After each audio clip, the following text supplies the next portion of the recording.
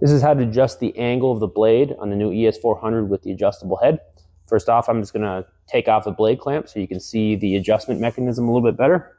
Just use the 17mm wrench that's provided with your machine.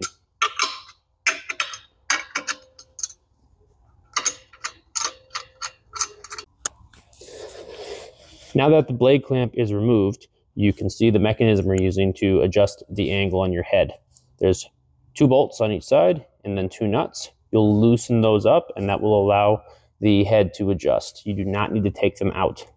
Typically a low angle is best for hard good tear out like hardwoods or ceramic, and a higher angle is used for rescraping adhesives.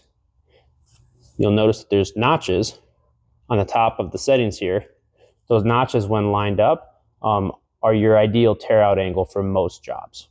So this gives you a frame of reference to kind of come back to for your typical tear out angle. So before you adjust the angle, we recommend that you block the machine up on a 4x4, and this will allow you to adjust it without worrying about the machine falling down and pinching your hands. So we're gonna go ahead and get that up on a 4x4 and we'll show you how it works. All right, got the machine blocked up. So we're just gonna go ahead and loosen the fasteners.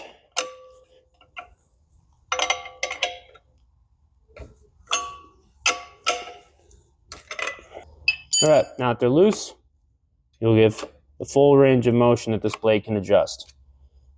All right, as again, the notches are kind of your typical tear out angle. If you need to do harder goods like your hardwoods, you can go to a shallower angle, or you can go to a steeper angle for rescraping adhesive or whatever you might need the machine at a steep angle for. Once you find the angle you want, go ahead and tighten the 2 nuts on the top and 2 bolts on the bottom. You do want these good and snug to prevent any slipping while you're actually tearing out, because there's a lot of movement on this head.